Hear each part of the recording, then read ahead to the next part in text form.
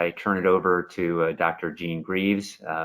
Jean has been an incredible mentor to our entire organization and to our clients and to me personally. I learn a lot every time I listen to her, and she can share so much of the science and the practical application, and even a client case study or two that she's worked, personally with, to give you a sense of the impact of emotional intelligence and how it works and why it works. So with that, I'd like to welcome Dr. Jean Greaves.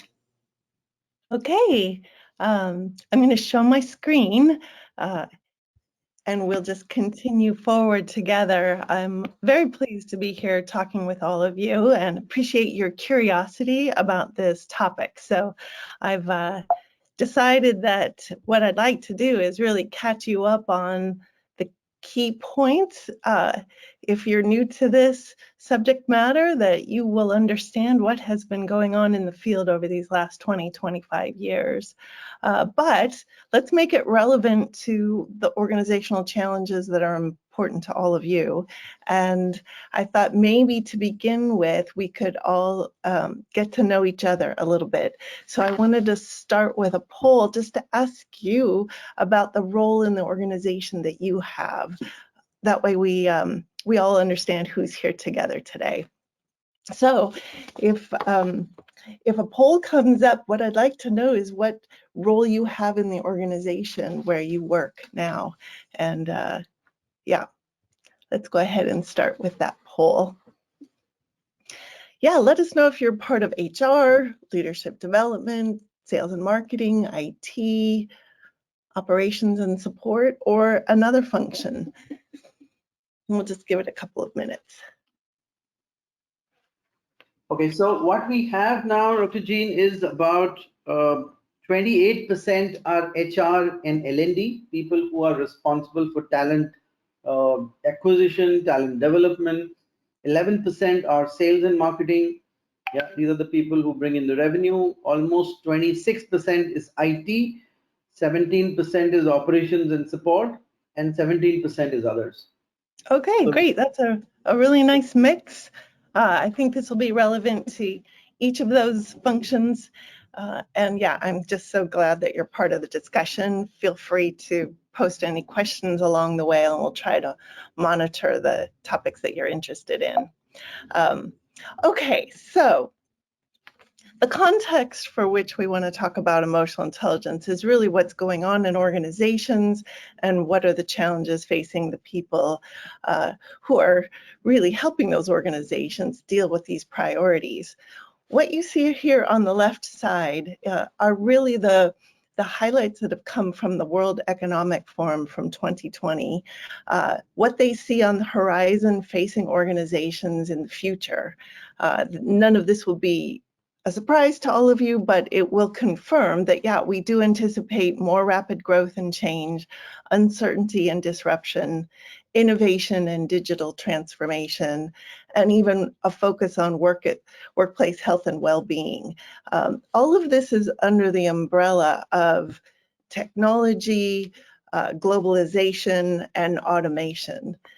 But really, the challenges are those that are faced by people. Right? So our people are also having to manage change, stress, risks, even the conflicts that come up as they're facing the risks together.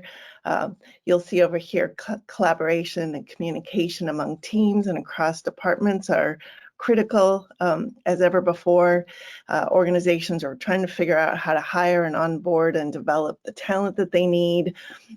Leaders and staff need to be agile and resilient, more so over this last year and a half, and certainly at present as we're all facing quite a few things, both at work and at home, and then the virtual workplace.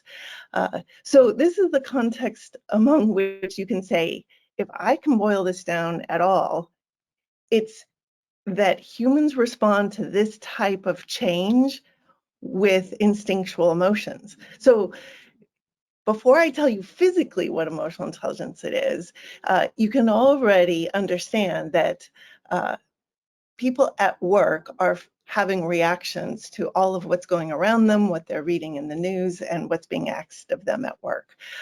So this is the context within which that we're talking about emotional intelligence. And again, I'd be interested in hearing from all of you, what are the challenges that you think are sort of top of mind? And so rather than having a poll be where you can select multiples, I'm going to ask this question of which challenges do you think is the utmost important one that you're facing from where you sit. So we'll go ahead and do a quick poll here too, because I think we can all learn from one another, and we're curious whether it's rapid growth or change. Is it uncertainty or disruption? Is it technology innovation? You know, those kinds of transformations that are going on, or is it the workplace health and well-being? And yes, I'm asking you to pick one. It's probably not fair, but we'd like to sort of see which one is driving most of people's thoughts and with what they're struggling with most. So yeah, let's take a second and see what that is for each of you.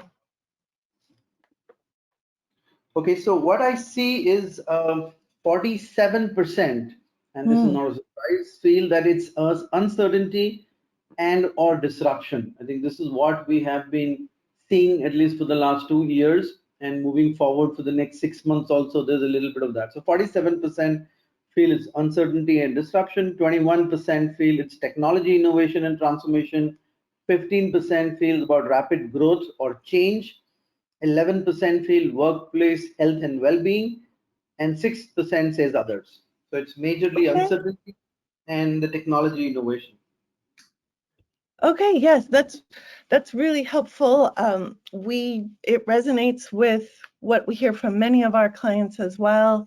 Uncertainty and disruption is definitely grabbing the attention of so many people who are heading into a workday that's busy with quite a few priorities.